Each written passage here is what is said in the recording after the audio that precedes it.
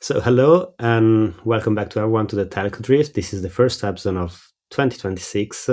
And for those that haven't met yet, I've been working as an analyst and I'm also trying to do a little bit of podcasting on the side. So, for the first episode of this year, we have a great guest. We have Nicole McCormick, Chief Analyst 5G at Omdia. So, Nicole, welcome to the Telco Drift. No, thank you very much for having me. So, as you know, if you have listened to some of my podcasts, you have probably known that I think that the future is on the enterprise side of the market rather than the consumer side. But it's good every now and then to sort of, double check what I believe in. And that's the reason why we have Nicole on board, because Nicole is covering a lot of, research on the consumer side and is the best placed person to let us know what can we learn from what is happening on the consumer side and effectively whether there is more opportunity than I see in that part of the market. But before we get started with that, Nicole, do you want to just share a couple of very quick thoughts about yourself and then we can dig deeper into the consumer side of things? I would like to say to the enterprise people on the other side of the fence that there is a consumer story which sometimes you negate, sometimes you neglect, and sometimes you gloss over. So, thank you very much for having me, and I'm happy to hopefully give some insights that can spill over to your side of the fence. Perfect. This seems there is clearly something happening on the consumer side based on the confidence and what you're saying. So let's start with a bit of an assessment of 2025 5G in the consumer. How would you rate it? How would you say the year was for consumers and 5G? I would still say on the consumer side, it was this phase of innovation. And it's not to be unexpected. Tier ones did what tier ones would do. They tried, they're still trying, they were technology first movers. And it's the usual candidates, the Deutsche Telecoms, the US operators, the China mobiles, and they the key to innovation on the consumer side is try. If it fails, try again. But we had our triers, and then we have our tier twos, the rest of the world that are watching what best practice is emerging from this. What can we take, but more so what can we localize to our markets? What works in Singapore does not work in Australia. What works in Italy does not work in the US, and so forth. So it was very much a year of try, listen, watch, and take best practice. So it seems to me that so effectively tier one are just testing the water. Is that a fair description? No, So no, or no, is like a bit too reductive? no. I feel that is a fair description. But the tier ones have really, really taken it on aggressively. So they haven't just chomped at the bits. They've really out innovated, I think. And there's a lot of different layers that they've done. There's not one market suits all. There's not one technology that suits all. But yeah, Pablo, you're right. It is the tier ones. But let me give you a few like consumer monetization Mhm. examples. We have those that have turned more to trying to get a little bit more out of the consumer in terms of good pricing policy. So that would be telcos that have introduced speed tiers for the first time. Now we've had speed tiers since like 4G. Oh, snooze, boring, you might say, but we have had a revigoration on that as finally the speeds have started to really etch up to that 1 gig, that 2 gig. And this is not fixed broadband, this is even 3 gig in China for 5G. So tiering as an upsell by speed and by data tier has proved to be one of those new innovators. We've then had that whole network slicing thing reinvigorate over the past year or so, and that takes a couple of different flavors as well. So one of the flavors is spinning off a speed tier for consumers. Pay me $10 more, Nicole. I'm going to Telstra Stadium. I'm watching Telstra Swift. There's your incremental revenue on top of the base plan. But some operators have gone a little step more and they've said, okay, let's throw out all of our base 5G plans, gone, and let's put them in different slices. And this is where it gets interesting, Pablo, because this would be our Singtel. So they are now carving up their mass market plans based on connectivity. So if I'm on the highest tier, what's my connectivity level? I'm getting 4 times faster speed. My next speed tier is 2 times faster speed, and so on. So finally, it's getting a little bit interesting from my point of view, insofar as we're starting to like default to the airline analogy, right? The airline's gold tier, premium, economy, blah blah blah. Finally, and I've been waiting for this to happen for a couple of years, but finally, our telcos are starting to think airlines and starting to break up their connectivity based on these tiers. And this is where it starts to get interesting. So when I'm thinking about airlines, there is like a profitability angle, right, of the different classes, which not necessarily sort of, because you can get more people like in premium economy. Premium economy is one of the most profitable. Do you see something similar on consumers, that not necessarily the highest spending tier is the most profitable because you're going to have less people joining it, or that is sort of where the analogy ends? I would say a lot of telcos who are tier ones are trying desperately to keep those gold tier customers. Why? It costs a hell of a lot more to try and woo a subscriber back once you've lost them. So telcos with 5G advanced and 5G slicing, whatever it might be, they're throwing everything at that tier one customer to keep them on board. Now, you're right insofar as it's a different kind of kettle of fish when you're trying to throw everything in a mid tier, which kind of can't because you've already done that, but you're desperately trying to upsell those mid tiers to the gold class. But certainly in terms of the consumer new revenue definition, it is how do I keep those premium customers versus how do I upsell the rest, and and that is part of the new definition that I think that we need to embrace. So one question that comes to mind when discussing this: has there been an upsell? Effectively, has the price increased sort of too much and then justify the investment? So we are talking about, you have the sort of premium customers, as you said, those are the ones that you want to keep. Then you have some sort of mid range, and then you have like the value, for them value customers. If you compare like what has been happening with 5G with 4G, has there been like an increase, not notably price increase, that could justify that 5G investment, or it hasn't happened yet? Or you made a couple of examples about China and Singapore, so 5G SA, is that essential? Something that I discussed in a previous podcast, I think with that was with Roberto, I think some time ago. Yeah. So so it's happening, but it's very much like a market specific.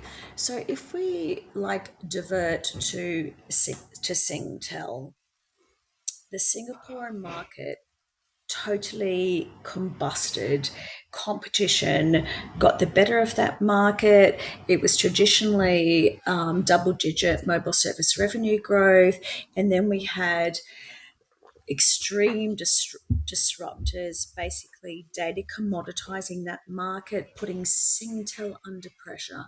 It held to its guns as the number one in that market, and it said, okay, we still want to play our card as a premium provider.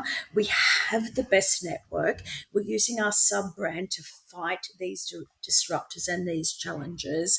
And so, based on that, we will spin off our plans by slice. And but by doing so in this very competitive market, it said if you are a high end subscriber, you can migrate to these premium plans at no extra cost. Hmm. So therein lies the big challenge on the consumer side. It's always that competition. We put now a market that was traditionally not ultra competitive, like Singapore, for this like little burst. We would put them in the ultra competitive basket. The US, ultra competitive. You act, they act, boom, data commoditization on the horizon. But so what Singtel did is protect its premium subscribers by giving them the best for free. But at the same time, it said if you're on our old 5G plans and you want our new 5G plans that are on slices that are SLA better, you do need to pay a premium. And I think the premium was like about 15%. So your premium is based on your position in the market, but also the state of the state of that market. And unfortunately, the Singaporean market got hit, and that's what makes it so hard for Omdia to forecast what is going to be that 2030 30 like outlook based on those unknown competitive factors. But certainly Singapore took a hit. But if we take Singapore aside and we ask what sort of premiums are being charged, certainly if we look to the US, they have speed tiers now. Both T-Mo and Verizon have speed tiers. Do not underestimate what a big thing that is as operators try and monetize the next gen of 5G. And Verizon's gone one step more in that they have network slicing built into their premium plan. So if you want guaranteed prioritized Zooms and Teams traffic, then you're going to have to pay a 13% premium. So there still is those kind of double digit premium numbers on plans, Pablo, but competition is challenging and time as well in consumer land always disrupts those kind of premiums. But at least we're starting in at least in double digit land. Okay, that's a good start. But so you mentioned Verizon that is providing that sort of guaranteed Zoom or Teams. That to me sounds like enterprise. As a consumer, why would I care about having dedicated teams, which I really hope never to use it outside of work? But maybe that's just me. No, no, true. But you are not in a market like Jakarta, where Hmm. people have long commutes in their cars, or in a market like for everyday business, we have to catch a high speed train from Beijing to Shanghai. So in that hour and a half. And worse, if you have a meeting with your CEO and you need to spend a couple of bucks extra to get a dedicated prioritized connectivity bands, i.e., no disruptions while you're talking to the CEO, you might want to spend that $5 more. But I hear you. If you're in Australia, we all drive in cars and we're there within in an eye blink. Even if you're in the UK, you're on a train. Well, the best you've got is a short distance as well. Maybe these kind of things aren't within your radar. So as usual with consumer monetization, it depends on the consumer and it depends where you are. But certainly in China, they do dedicated mobile office, dedicated live streaming, and dedicated gaming.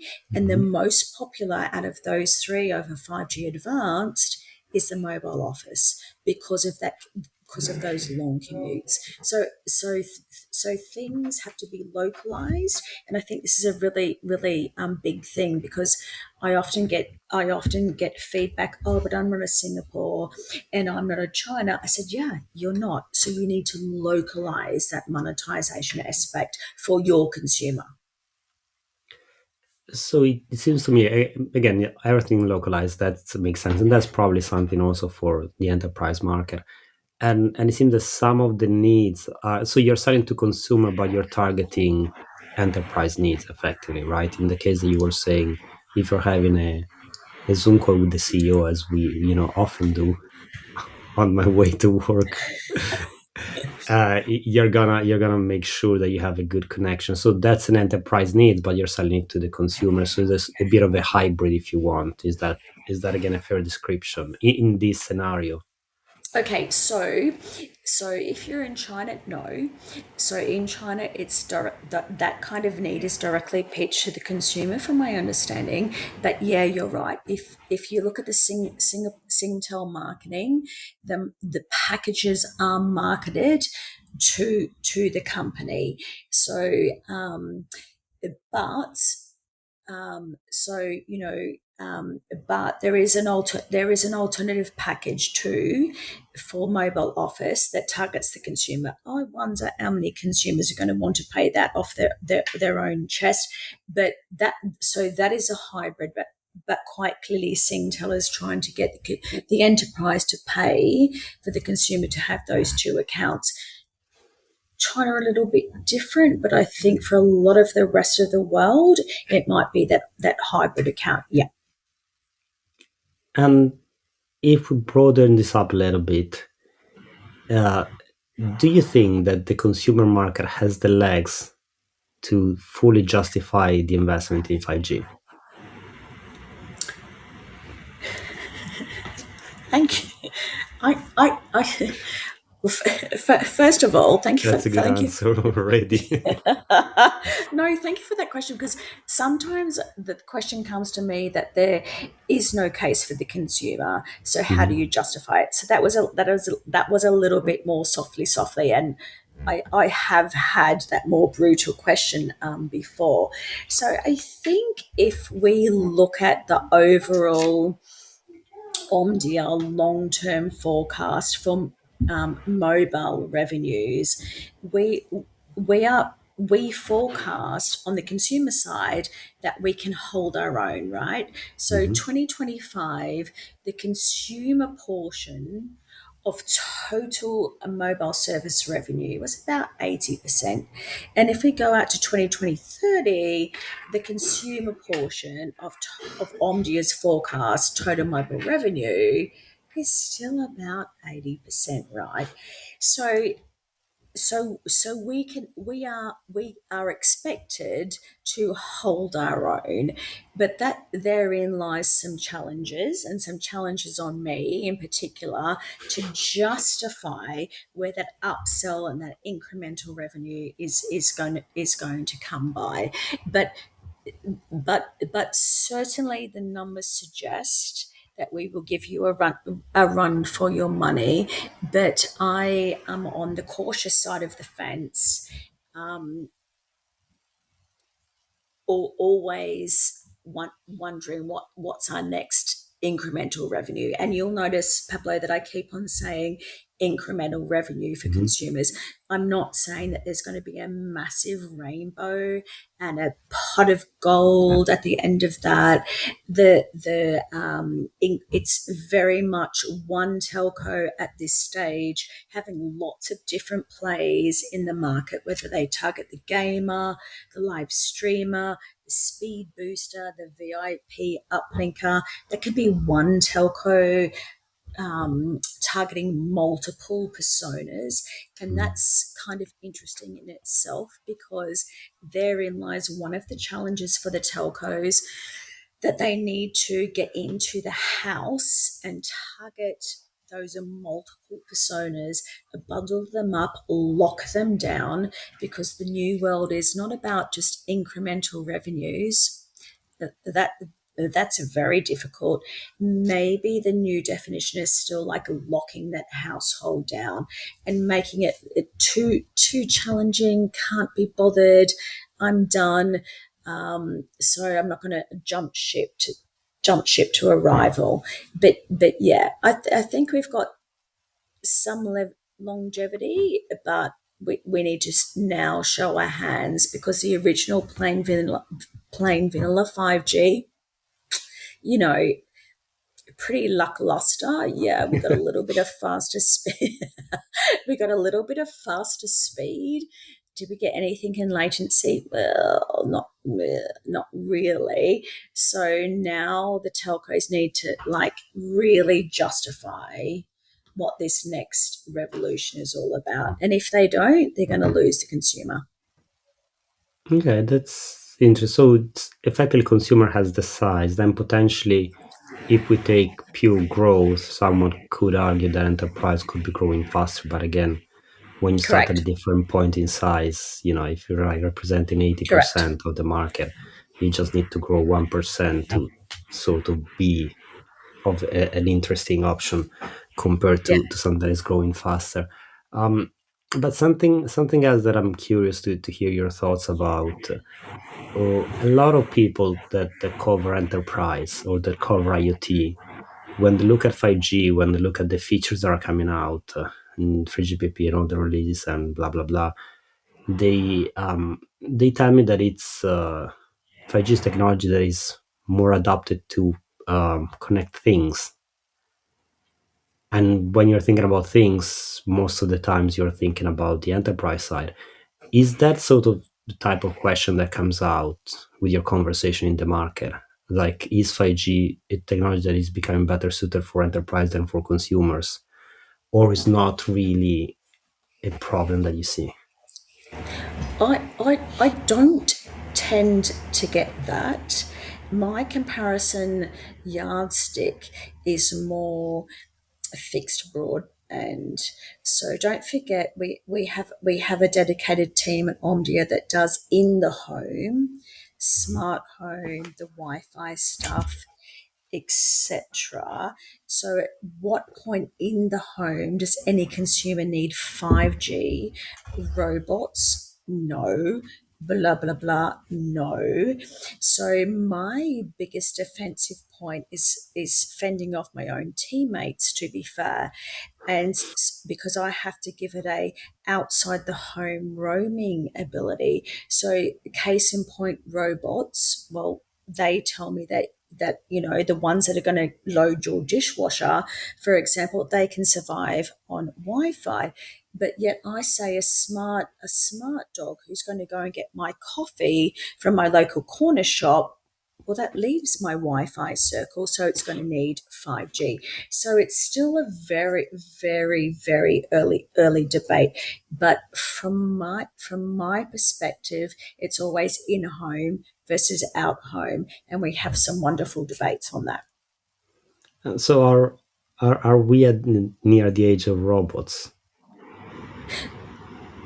Okay, I would say from what I limitedly know, I would say our dogs today are dumb dogs. Um, and the Chinese have an early movers, the technology first guys, have somewhat of an affinity to dumb dogs. They're cute. They do things, not enough things I would like a dog to do. So, but I am promised that smart dogs are coming. Certainly, that's some vendors' perspective, but let's not underestimate the China first smart dog mantra versus the rest of the world smart dog mantra. So if China gets it up this year, it may take a cost point to lower so that it becomes a reality in your market and mine to make it more feasible to the average consumer. And yeah, I think it's for the rest of the world outside China, it's kind of at least medium to long term. Okay, I was still quite optimistic and Yeah. unrelated. This reminds me of the Do Androids Dream of Electric Sheep? Really good book. Recommend. Uh And huh. one of our colleagues started a podcast on books. Really, really good episode. Not sure if I can provide more information now, but we'll recommend it eventually down the Yeah. line. So I mean, seems there is like a lot going on. But if I'm looking at the enterprise, is there something that I should be learning from? What has worked for consumers that you think could be, transferred to the enterprise market? Yeah. I would say if you're going to start carving up the network into bits and get it a little bit more challenging and a little bit more tricky, then I think that you need to be flexible in your pricing. I think you need to keep it simple, which some of your colleagues will definitely recommend. And I think you need to like give your enterprise proof that what they paid for extra they actually got. So let me give you like a classic all-in-one example that Hmm. encompasses this. So I was lucky enough late last year to go to Sydney as a guest of Telstra and on their enterprise analyst relation day as a consumer bod. So that was very interesting. But one thing they had was a demo portal and it was very simple to navigate. I know because I had a play and I saw. And one of the things was the pitch was for enterprise 5G FWA. If in a congested area when everything was going not how you wanted it to be, i.e., congestion and stuff, you could click on this portal and say, give me a boost. What was that boost? You could take it in an hourly boost. That from consumer land, an hourly boost is ultimate flexibility. We do have boosts on our side of the fence. We have uplinking boosts and downlinking linking boosts and speed boost over 3 hours or 4 hours. If you're watching the soccer or the Taylor Swift concert, you can get these boosts. But on an hourly basis, I was like, oh, so that's kind of interesting. So that's bringing it back to that ultimate flexibility. But then when you're not using that slice because you've signed up to this proposition, you do have to pay like a nominal fee.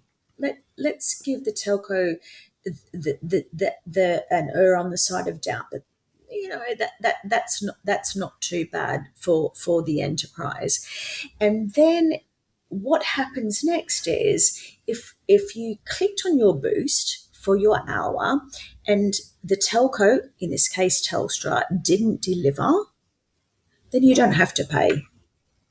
Now, from the consumer land, I totally love that because that's really putting that onus back onto the telco to deliver. So in consumer land, if you are in that stadium watching that soccer and you've paid for your 4 hour boost, you can now in China get a dashboard in real time that says, this is your speed that you're getting, Nicole. This is what everyone else is getting. Proof beyond a simple post event SMS saying, Nicole, thank you for joining the soccer game. This is what you got. This is what everyone got. Yeah. I'm going to be a little bit more dubious on accepting that from a telco, right? But in real time, while I'm in the event, maybe I need to be a bit of a techno nerd to appreciate that. But at least I'm getting some proof points there. So I think keep it simple, keep it flexible, keep it personable, and I would really honestly, Pablo, urge, do not underestimate that your enterprise or your consumer or anyone else in between really needs a proof point that's credible, that they Mhm. paid that extra bit more and they got what they paid for. Okay, and if anyone is commenting on this podcast, which I don't think many people are, but if someone is, would be good to see whether they now think that consumer is a hotter opportunity than enterprise or vice versa. Let's see where we're landing. But Yeah, to wrap this up very quickly, a minute or so. I mean, again, thanks for sharing your views on sure. what's happening on the consumer side. But what do you expect for the rest of the year? Anything exciting that you think, okay, this year something exciting is going to happen? I, Because it doesn't okay, happen often, does it? not often. But okay, so all my money is on, and you know what I'm going to say, two letters. It's AI, but I have a very specific definition from my point of view on AI. I'm not interested in the cost savings that it's going to bring, and I'm not interested in the productivity gains that it's going to bring because I'm in consumer land, right? So Mm. my main question is, show me the money. Where is the money from AI? And this, I'm not so downcast on this. When we speak in 2027, I might be, but so far I'm a little bit upbeat because there's a couple of different pockets. So the first is we're seeing more telcos starting to mine advanced data analytics with Gen AI. So you're a social media influencer, uh, right? So you're also a That's the high, dream. and you're also a high ARPU customer of your Italian telco. There, we That we definitely is not see. the case. Can we just pretend? So then we just so our analytics are pointing to you that you're in a busy area, but you have high uplink usage. So targeting the right customer at the right time with the right package, and so we would push you in it's actually now in real time. Hey, we see you're struggling to make your subscription revenue business an uplinking target. Will you happily pay for a short term uplink boost? Press here. Or sometimes even in China, there's a high, we've recognized you as this subscriber. Do you want to subscribe to a plan? And guess what? That premium plan allows you to choose your VIP uplink speed, but it also comes at a premium. So that's one of my AI things. I spoke to China Unicom recently, and they said of all of those direct marketing pushes that they make, they convert 10 to 20% of consumers. And they seem to be very happy with that. So that's one aspect. I think for me, the other aspect is AI and AI agents. If I make a call to my call center, hey, my 5G FWA it's going in and out. I'm not happy. Obviously, that consumer human we're talking about is going to revert to its network agent, and I would hope to its marketing, pricing, tariff upsell agent who comes back and says, "Oh, Nicole, you're right. Blah blah blah. The network in your area is not really great. But did you know that as a 5G FWA subscriber, we could get you on a bundle with a 5G smartphone and a smartwatch, and you could save gazillion dollars." So I know that's in theory. I've heard it many times from many vendors, but I'm waiting for that new revenue opportunity to infiltrate as well. And before you go, I'm also my other big bugbear for, well, I've got lots, but my other big bugbear for AI is AI calling. So the Koreans and the Japanese are very, very, very progressive on this. And I'd like to see where the sweet spots there are for monetization. And they're starting to emerge because China Mobile told me last year that they had made incrementally revenues 40 US million off the back of 50 million paying subscribers for Mm. AI. So this is what I'm watching. I like all those other anomalies, productivity and cost, but show me the incremental revenue, and then we've got a discussion. So Good. Plenty of things happening this year that do we need to watch out for. So hopefully we're going to be able to catch up another time. yeah, Again, Nicole, thank you very much for yeah. joining me on the Tech Drift. Oh, thank you so much. Take care. Have a happy 2026 to Enterprise. Bye bye. Bye.